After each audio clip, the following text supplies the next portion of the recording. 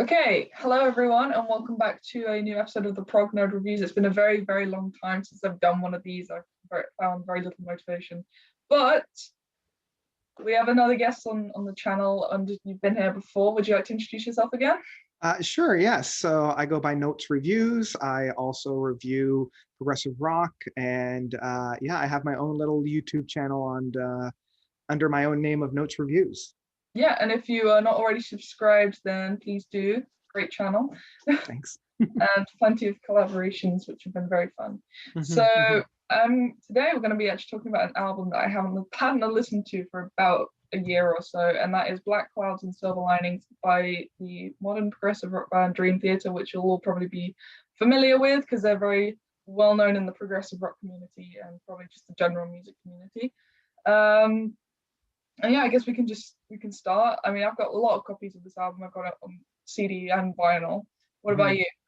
Yeah, I have the same. I have the 3-disc special edition CD that came with the instrumental and covers disc. Yeah, the covers, yeah. Yeah, and so I got that when it first came out, and I remember it was the first new record of theirs that I got into, because all their stuff I got into just after they released Systematic Chaos.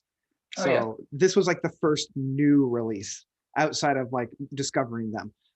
And I also have the vinyl edition. And it's interesting that the vinyl and the CD are slightly different in terms of how the tracks are laid down, just to make sure that they all fit on the 4 discs. Yeah. So, yeah. I love the vinyl, but I think it sounds better on vinyl personally. I mean, but we'll talk about all the tracks in a sec, but the way that it was just produced sounds really great on vinyl. It does. Yeah. Yeah. All right, so we'll start with the first track, which I actually remember them playing first when I went to see them last year, no, 2 years ago now. Yeah, just before the pandemic I saw them. So that is A Nightmare to Remember. And I remember that being really good live. Yeah. Amazingly. Yeah, and I was lucky enough to see them perform this live the first time with the Black Cloud and Silver Linings tour. This is how they opened up the show, and when they did their last tour. So getting to see them twice, and yeah, it's a brilliant track to listen to live. If you can, it's just so. I love the different like moods that it goes through. Yeah, I wrote that down. It's smooth transitions all the way through. Yeah, it's one of the longest opener tracks, I think. Yeah, definitely. And yeah, I love how like dark and melancholical it is near, like it opens up very, very dark, and then near that midpoint when it's not as heavy, it still has this ambience of like darkness. Yeah, I agree. I think it's something for me, it was to do with the guitar tone. It was just like, especially when it first comes in at the beginning. I mean, I fan with Dream Theater when I first listened to them. They wear their influences on their sleeve. You can hear everything. Yeah. And when I think it was the opening solo from John Petrucci sounded so much like Kirk Hammett style playing. Okay, yeah.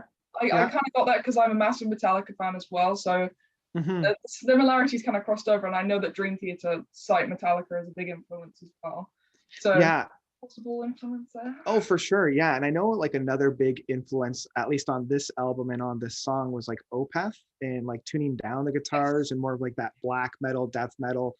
Even with the Mike Portnoy growls at the end of the track. Yeah, I think is a direct is a direct correlation to like Michael Eckerfeldt from Opeth and that influence.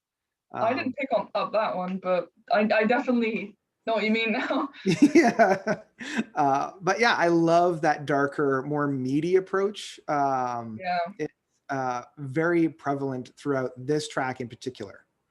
Yeah, and the acoustic bit is just amazing. I think that despite John Petrucci being one of the just greatest guitarists ever, playing really fast and everything, he has some really great acoustic and melodic moments throughout this album and in just the whole Dream Theater discography as well. Yeah, I mean, there is something to be said about being able to play like a billion notes in a few seconds, but it really is those cascading few notes that carry so much emotion in it, especially within the more acoustic set. Once we get to that, I call it like the waiting room scene, like after the incident, and then they're just kind of waiting for the results. And really, that's the most nerve-wracking moments. Yeah, I had a lot of those moments throughout this album when re-listening to it. Yeah.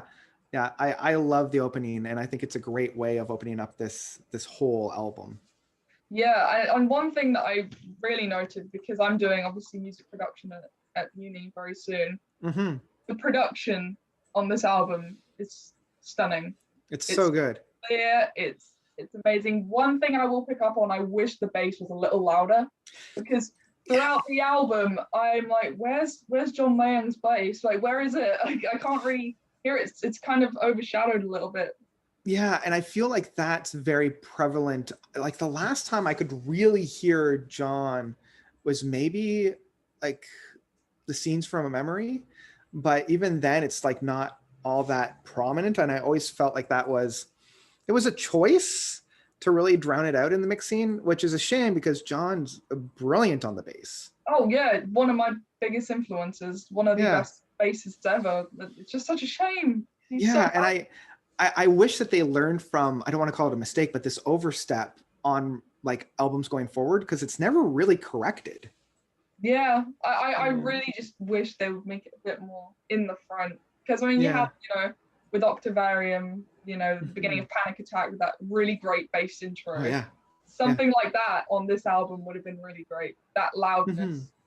Yeah, and there's like, even just within The Nightmare to Remember, there's a lot of moments to have that being, there's a lot of moments to leave space for that, but it never really happens. So I would that's what kind of stops it from being a complete 10 out of 10 for me. Just needed that.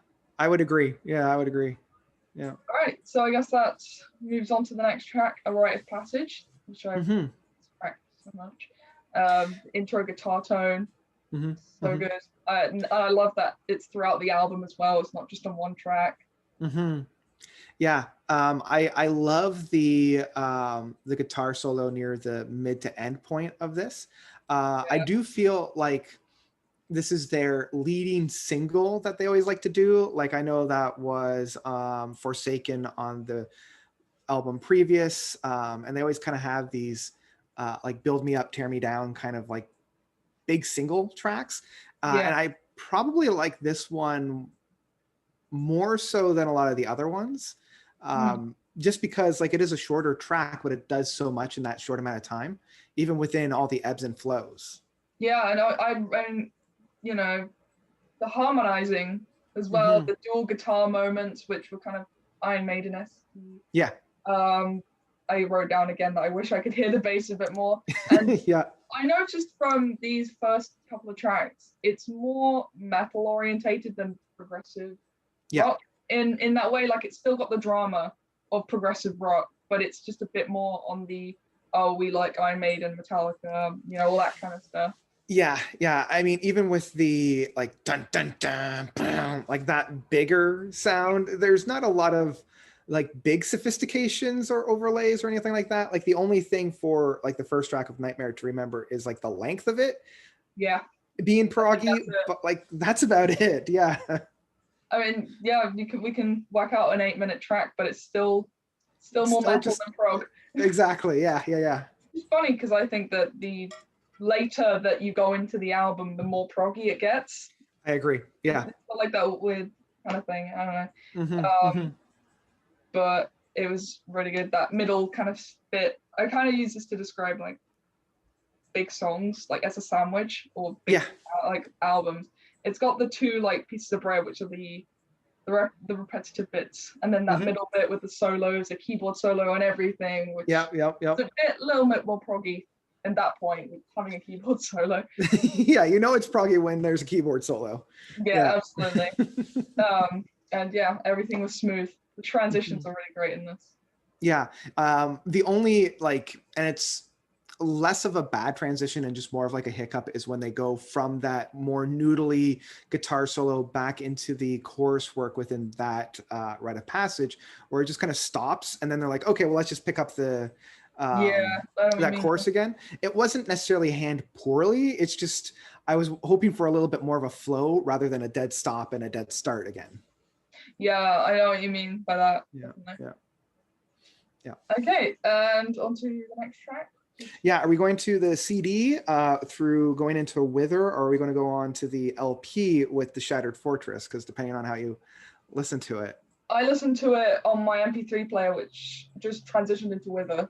Okay, let's do Wither. Yeah. Yeah, that was one of my favorites from the album initially. Okay, One of my favorites that I picked up on. It was shorter than all of the other ones, but I did really like it a lot. I really like the key that they've done it in. I always love that kind of moody kind of atmosphere. It was kind of melancholic and stuff like that. And the build up to the chorus, and it's a very powerful chorus. Like I think that the Breeze vocals are actually really, really great on that. Yeah, I'm on the same note. Like it's interesting because for me, this is like the weaker track off of the album, which really kind of shows how strong this album is if this is the weakest track off of it. Yeah. I do feel it like this is what elevates Dream Theater for being a prestige progressive metal band and being able to hold their smaller, shorter, more moody tracks rather than just keeping it at 11 for all these like big power things.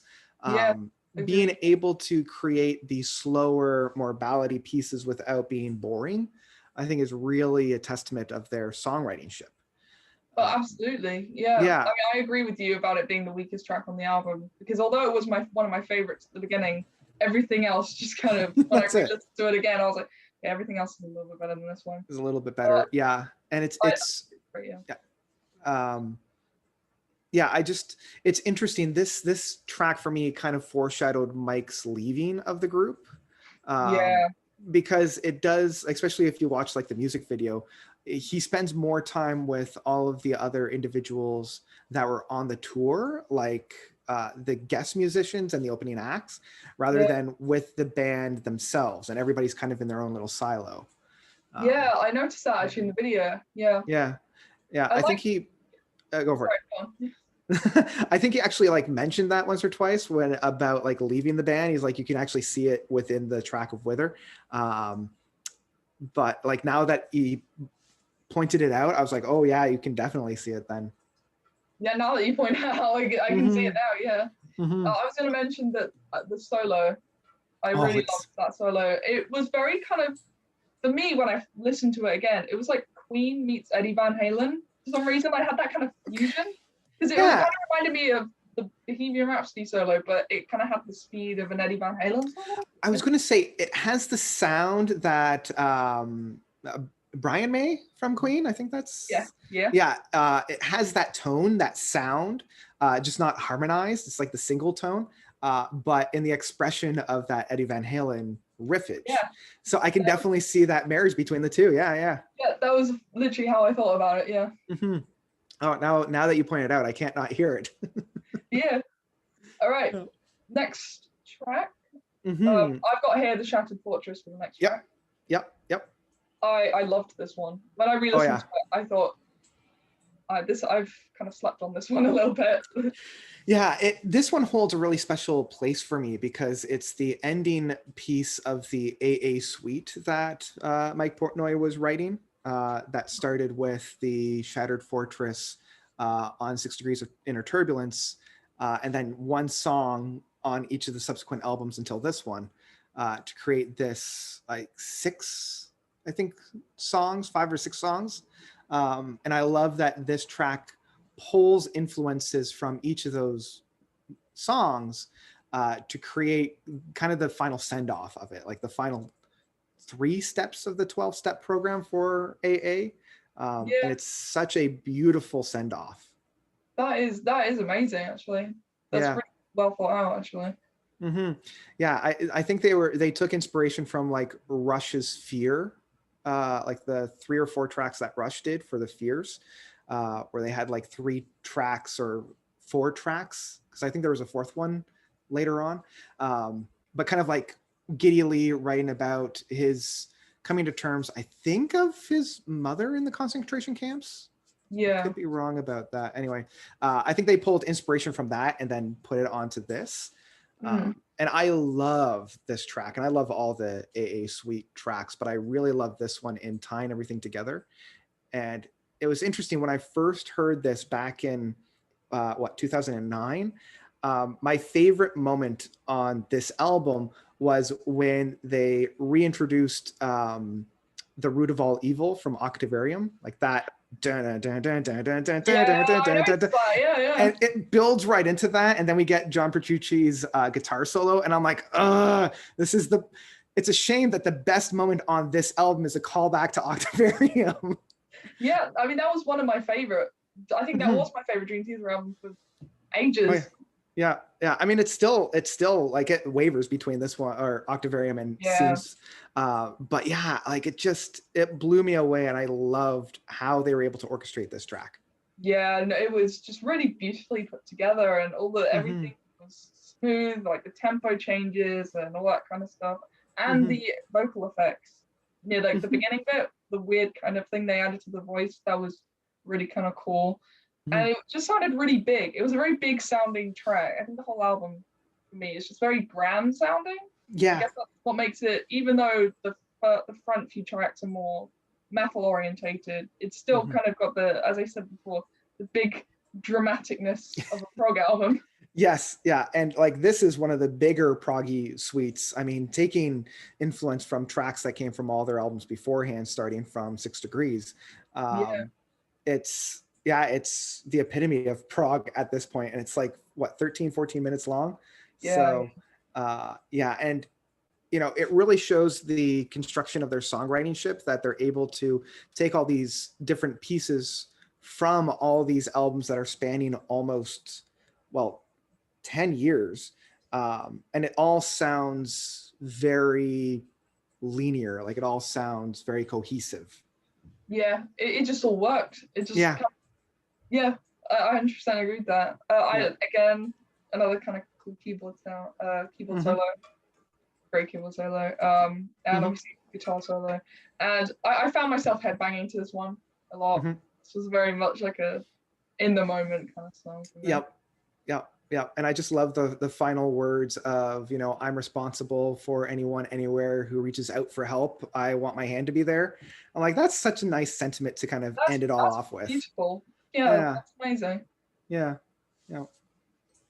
All right, on to the next track, which I've got here is The Best of Time. Yep. I love this one. This was one that I think I re-listened to before the recording started. I just love this one. I think this is actually one of my new favorites on the album. It's just such a beautiful piano moment. I love just isolated piano like that. Because I used to play piano and stuff like that, so it was very kind of personal, and it just kind of sent shivers down my spine, like, oh, this is going to be really good. I love this track. This is my dad's favorite track, and it means a lot to both of us, and you can see like Mike Portnoy's essence on this, especially for The Shattered Fortress, and this one I believe is a homage to his father, who passed away just before this. Oh yeah. So it's all about his dad and like reminiscing about it, and you can really feel the relationship between the two of them on this. Like, it's so heartfelt and so emotional without it being like melodramatic or over the top. Like, it's just very genuine. I got that kind of atmosphere from it. It was just so just beautifully put together, with all that kind of memories and stuff like that together. Like, it's very personal, which makes it very universal, because like, I don't know about you, but like, my dad is a very hero figure for me in my life, and so like all these things that they're talking about, even though it's very specific, it's also extremely general. And like, I remember doing, it might not be the stick in this the stick in the ball field, but like, we definitely had those moments where we're spending hours in a record store. I agree. That's the same with me and my dad. You can kind of get it. And I still think that this holds John Petrucci's best solo. that plays out this song. Yeah, I wrote down that actually it's one of the most powerful solos I think I've ever heard. Mm-hmm. Yeah, I remember when it first came out, I was a little disenchanted by the track only because I felt like song structurally, it was very similar to the Ministry of Lost Souls, which is still one of my favorite Dream Theater tracks. Yeah. I felt like the end guitar work was very, very similar to that, just being very soaring, very emotional, a lot of notes all in successions within a final punctuation of a soaring note. And I felt like the two were very similar, but I do think that this one is more of like the more mature and realized version of that. And even though Ministries of Lost Souls I probably like a little bit more, I still think that this one is a better expression and a little bit of a better guitar solo. Oh yeah, absolutely. I mean, it's kind of, for me, it shows that you don't have to play a million notes at once to be, one of the best guitarists. Even though he does do that very often. He does, yeah. I don't know. There's something about people who play overly fast, like too showy, flashy guitarists that kind of put me off. But it's something about Petrucci playing. I think it's because I've loved it for so long. I've just grown accustomed to it. But it just kind of is separated from the really fast 80s kind of guitarists. Yeah. Something about the way that he plays, it's just beautiful. Yeah. I think this could be in correlation with the music that they write and who Dream Theater really are, but I don't know, I'm not sure. Yeah, I mean, a lot has to be attributed to Jordan Rudess for putting down so much emotion on the keyboards. Yes. To allow John to play on top of. So, and I love, especially when you listen to Jordan in isolation and you just, even though he's playing like a billion notes a second, the overall atmosphere is very soothing and very emotional. Yeah, like it really tugs at the heartstrings. That one. Yeah. Yeah, for sure. Yeah, I love that track. Yeah, I thought it had a really great ending as well, the way it faded out into the next track and everything. Yeah, and I think that's a really good transition into the final track. This is my favorite song on the album. It's probably my favorite Dream Theater song, actually. Oh, interesting. Yeah, okay. It's the Count of Tuscany. I used to listen to this song, I think, pretty much every day for like a whole year while I was still in college, because it was one of those ones that really kind of helped me. And really helped me actually get into prog initially, because they were one of my starting bands.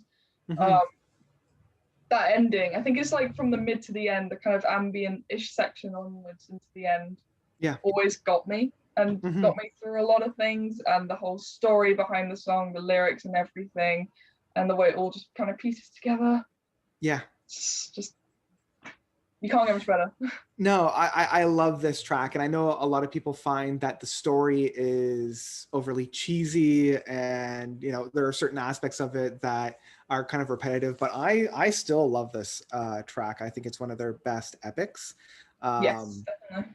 Like, I love the buildup, and much to what you were saying, I love when the track slows down and then it begins to build itself back up with just the acoustic guitar, and it slowly builds itself back up into that main crescendo that I love. And I love the journey that it goes on. I can vividly, through the music, picture that like Italian countryside or whatever the countryside is that they're driving through, with the ocean on the one side and the mountains on the other. It's very, very visual. And just having like not knowing what's going to happen and like be very excited but also a little scared about it is something that I think we can all relate to, especially when we're coming into like really new experiences. We're like, well, I don't know what this is all about. It's thrilling, but I'm also kind of scared about it. Yeah, absolutely. Yeah. And going back to what I said earlier about, how they wear their influences on their sleeve and everything, I heard Rush, a lot of Rush throughout this track, Pink Floyd in the ambient bit. That was just so Gilmore. That was so cool. Yeah. I was like, this could be a Pink Floyd track. Is this a Lost track or something? Yeah. But it's like almost like Metallica meets Rush and Pink Floyd and stuff like that. And the whole drama. The whole drama. Track. Yeah. It's amazing. Yeah. Yeah, it was interesting. I remember somebody saying that this album as a whole, most of the tracks are about something almost happening, but then nothing happens. Because like Yeah, A Nightmare to Remember is about, a car crash that almost kills the parents. This one's about a person that almost gets abducted and killed. Um, but I think more so this is about showing that every situation has both good and bad things about it. yeah, Um, where like if you look at The Best of Times, it's a tragedy that the father died, but all the good things about and celebrating the life. It's a horrible thing to witness your parents recovering from a car crash, but the fact that they survived is really the testament there. On this track, you're going through and getting terrified and you're scared for your life. And then, oops, it was just a miscommunication between people. yeah. So I like that the actual like title of this is Black Clouds and Silver Linings. So it's like weathering the storm, but there's always a positive thing to come about with it. I actually know, I never thought of it like that. Actually, that's Yeah. that's really nice thing to think about. Actually, Yeah, that's what I always kind of figured with this album. Because I mean, Dream Theater is always about doing a concept, especially when Mike Portnoy was in the band. Every album was a concept album. And oh I god, always yeah, figured like this one, that was their concept with this is every situation, as bad as it may be, there's something positive that can be found within it. oh yeah, absolutely. Yeah, yeah, yeah. I thought that like parts of it reminded me of, Metropolis Part Two, Scenes from Memory. Kind Mm. of, there were parts where I was like, this sounds like something from this album, and then this sounds like Hmm. something from that album. Like Yeah. you were talking about earlier, them compiling kind of influence from all the albums surrounding it. It just Hmm. makes sense. Yeah, yeah. And I mean, just bringing it back to the Count of Tuscany, I love just the overall adventure of this track. Like it's got those, and I remember when they were performing this live, and this is another one that I hope that they'll revisit later on whenever they tour live. I loved when they performed it live because when you get that soaring Gilmore-esque guitar solo, you just have John in the center there and then Jordan just off to the side providing the atmosphere. Yeah, But then everything kind of explodes at the very beginning when the song picks up. So yeah, it's a brilliant roller coaster, and the transitions between each part is handled very, very well. yeah. It's so beautifully put together. Mhm. Like the transitions, as mentioned, Yeah, so smooth, very yeah, smooth. yeah. I mean, a track is really good when they essentially clone it and put it on their self-titled work with, is it the Illumination Theory? Because that track is basically the exact same as this one, beat for beat. Hmm. So I've not. I don't think um, I've heard that one. Yeah, I don't. I haven't listened to all the Dream Theater albums just yet. But if you've heard Count of Tuscany, you've heard the Illumination Theory because it's the exact same. oh, really? Yeah, it's about 19 minutes. It starts off pretty hard. It has a Gilmore-esque, more strings kind of mid section, and then it just builds up and it crescendos at the end. Yeah, that sounds It's very the exact similar. same song. Awesome. Yeah. So that's the end of the album for me. Hmm. Yeah. Yeah, same for me. I mean, I think this is also a really good send-off album for Mike Portnoy. I think Yeah. for him, this is probably the best album out of all of them beforehand to leave on, Yeah. which I is, remember.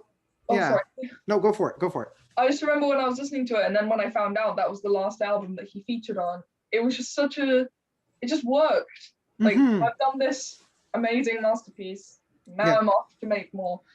Yeah, exactly. Yeah, I want to concentrate more on, other things at the time. Yeah. So, yeah, Absolutely. yeah, I love this album. Um, yeah, I absolutely love this with my whole heart. I come back to it very often, and every time I listen to it, I'm surprised with how good it is, because it is for me more of like a B tier album in all of Dream Theater's works. Like for me, the A class started with 6 Degree. Well, it started with Scenes from Memory, and this one's kind of on the downward Mm. plateau. So, is it frozen? Systematic Chaos. Yeah, Systematic Chaos, and Octavarium. Oh, Yeah, for did it I to like leave? split second. Yeah. Oh shoot, sorry. No This worries. is No what we worries. get. I guess after my two favorite albums, which was Systematic Chaos and Octavarium, this one was just a little bit underneath for both of those. So I don't return to it as much as I return to those two, but every time I sit down to listen to this album, I'm always surprised with how much I enjoy it. I'm like, I should include this one in those as well, because this is just as good. Yeah, I mean, it's my favorite of theirs, I think, Yeah. but I do bounce back to Octavarium and everything just for that Octavarium suite, big track. Mm-hmm. I'll save that for another day, but that is a really, really great track. Yeah, yeah, yeah. Do you have like a rating system? Like, what would you rate this this album? I'd probably give it around 8.5, just for the fact that they didn't push the bass forward enough. Right. Yeah. I just miss hearing that kind of bass. I mean, it's got bass to it, guitar and stuff, but I just wanted to hear more of that kind of bouncing around sound. Yeah, because I just feel like it follows almost too similarly with the guitar. Like I just feel like it's the same kind of overlay rather than doing its own thing. But I do feel like that's like it's hard to find a Dream Theater song where that doesn't happen. That's very true. So yeah. What about you? I'm pretty much the same. It's either like if I were to give this like a numerical out of 10, it's either like an 8.5 or a 9. Within my own rating scales, that's where it's like I love it with my whole heart. It's not quite a masterpiece, but it's as close as you can get. Yeah, absolutely. I agree with that one. Yeah. So I guess that's the end, but they do some fantastic covers on this. They do. Discs. Yeah. Oh, it has some great covers. This was how I was introduced to Rainbow, because I didn't know about Rainbow prior to this. Yeah. And up to that point, I had only listened to Queen 2, A Night at the Opera, and A Day at the Races. So this is what made me love Sheer Heart Attack, because they do the Tenement Funkster suite on that as well. Yeah. That's really good. Yeah. Mm-hmm. I'm trying to remember, because like Mike Portnoy put out like a covers album almost with every project that he did after that. Was it Discipline or Indiscipline that was on this one? I got I don't remember the listing in front of me. I do not see it. Oh, I thought they did a King Crimson track on this one. Yeah, they do Lark's Tongue and Aspect Part 2. Lark's Tongue and Aspect, that's the one. Yeah. Oh, that was bugging me. Yeah. I love the cover of To Tame a Land by Iron Maiden. Mm-hmm. It's one of my favorite Iron Maiden tracks. Oh, perfect. Ever. And I know I think they've done a full Iron Maiden cover album. Yeah, I think it was, I'm going to get torn apart if I'm wrong. I want to say the full cover album that they did was Number of the Beast. I think it was, yeah. Yeah. Because I know they've done a full Iron Maiden one, and they've done a bunch of other ones. I know they did. I think they did. Was it Master of Puppets by Metallica? They did Master of Puppets. They did Dark Side of the Moon, and they did Deep Purple's Live in Japan. Yeah, that was it. Yeah. Those are the big four that they did, I think. Yeah, I think they're great cover band. If they're not going to be Dream Theater, then I think there's a lot of really great covers. I mean, the Stargazer cover. Oh, it was so good. Like I said, that's what got me into Rainbow. I was just like, wow. But... oh, for sure. But yeah, just fantastic. And what was the other, like Pull My Fingers from My Hair? I think is the other one. Yeah. Yes. Yeah. I mean, that alone was enough for the price of admission for me. And then to get the other two, like the actual album itself, I was like, oh, this is great. Yeah, I really want to get the CD copy of that, actually, with the bonus covers, because I've got the CD version, but it's just the album. Oh, just the album. Yeah, because the second disc is just the pure instrumentals. So James LeBray is just kind of pushed all the way to the side, which is, I guess that's what the Dream Theater fans wanted. I guess so. Yeah. And that was and it still is a very like popular thing, is to have like a fully instrumental version of the album, which I always thought just like kind of snubbed the lead singer all the time. It's like, we don't need you. He doesn't even play any instruments within it, so it's like, off you go. Off you go. Yeah, you can take a coffee break, it's fine. I've seen so many kind of online things about Dream Theater, like so many people who really hate them, and then there's people who really love them, and I've never seen a middle ground ever.